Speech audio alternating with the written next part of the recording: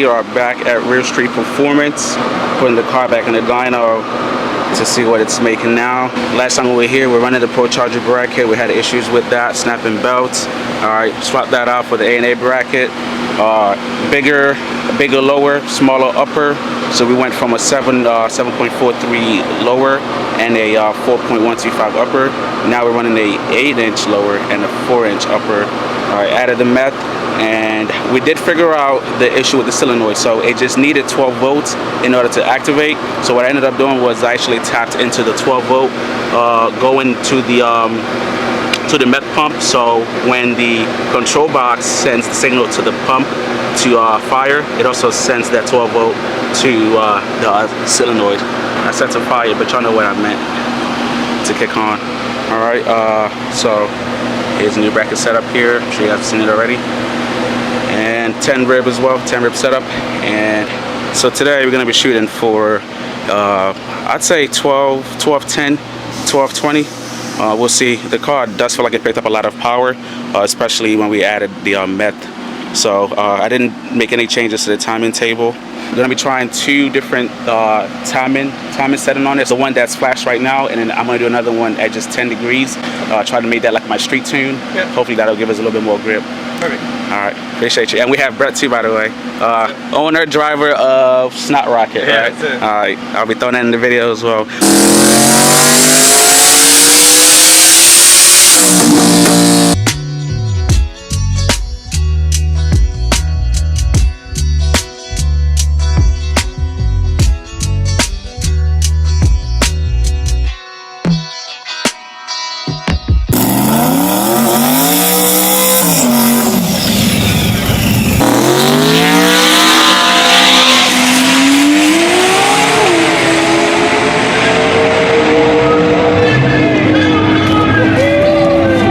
Boss, you need me to get in there and do the spinning thingy or no? No, I'll do it.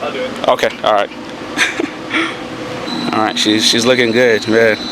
I love this lighting. All right, and the fans are kicked on. All right, let's get this show on the road.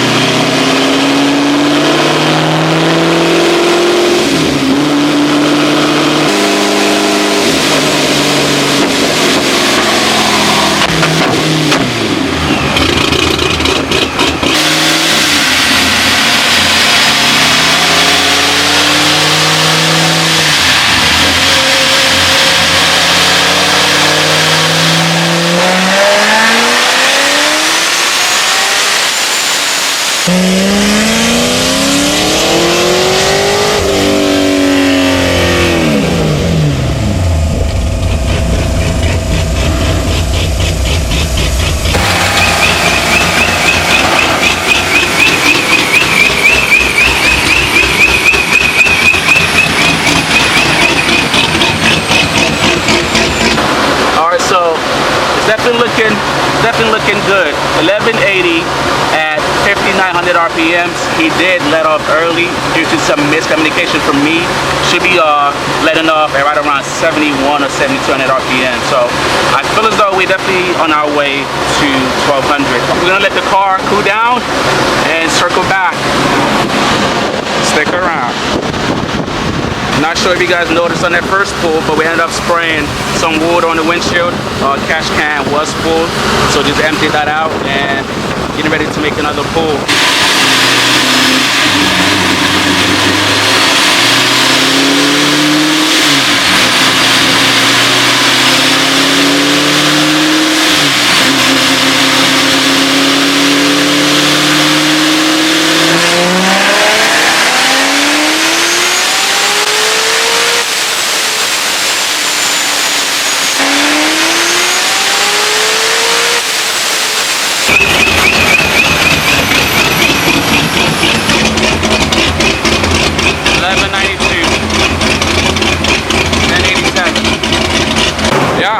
Everything looked good. I mean, it wasn't pulling time or anything like that. Yeah.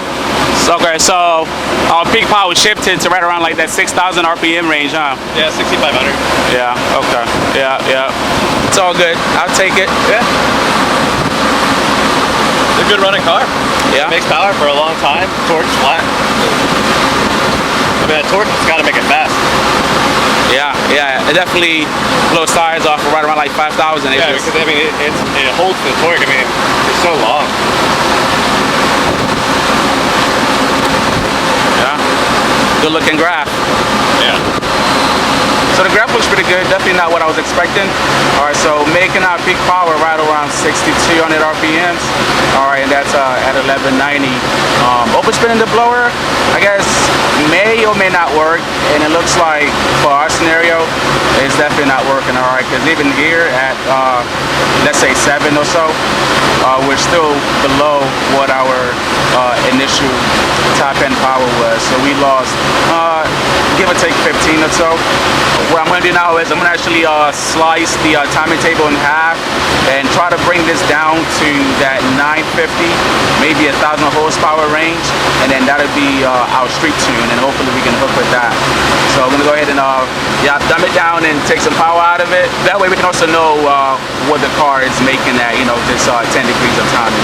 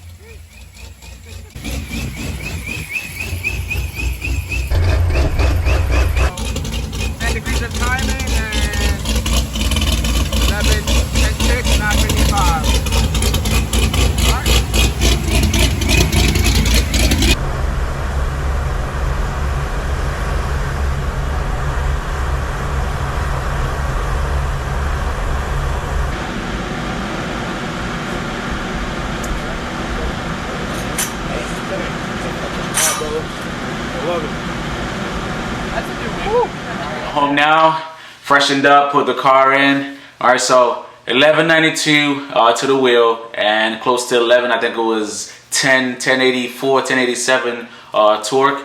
All right, not bad for F1R setup. Definitely feeling like we wouldn't be struggling this much to make a little bit of power, you know, running an F1X or, you know, perhaps single turbo or even a twin turbo setup. Even with the drag radius, we had a little bit of a wheel spin on the dyno. And I mean, that being said as well, these fat old tires are all known to rob a little bit of horsepower as far as dyno numbers. So I mean, 1192, 1200, doesn't really matter. To me, the bigger picture is, you know, are we having fun with the car and is it doing what we want it to do? As far as having fun, yeah, for the most part, when it's not busy blowing tires off at 130, 140. And as far as doing what we wanted to do, what we needed to do, if you've seen my last video, you know that we had engine reduced power, limp mode issues on the track. I swapped out the throttle position sensor, or whatever it's called, that's mounted on the gas pedal itself. Problem is that this is going to be hard to troubleshoot because it doesn't do it on the street. So the track was the first time that I ran into this issue.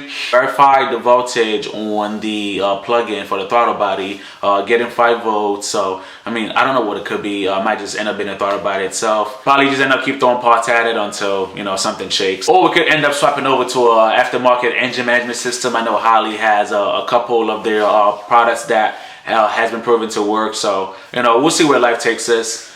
I don't think that we are at that limit of the factory computer. Excuse me. All right, and then reflecting back on the data logs from the dyno pool. So with this E38 PCM, they are hard limited. to 255 kPa as far as map readings, and we're pretty much hitting that at 5900 RPMs. So anything past that, map readings isn't really reflecting, but we've done a couple of things in the tune to, you know, make sure fueling is good. I've had to raise my PE, anything above 5900 RPMs, because we're also maxing out our map sensor as well. So the next best thing to do would be to run a speed density tune. I've done a couple on a couple C5s, a couple trucks. For me, I just feel like the math is a bit more accurate in a sense, because with the speed density, you have to make adjustments to it based on weather, air density, and other stuff. Meanwhile, a math tune doesn't really fluctuate with, you know, factors based on weather and all the other good jazz. And then another thing to note, with our old setup with the ProCharged bracket, smaller crank pulley, we went overspinning the blower and we made consistent power up until red line.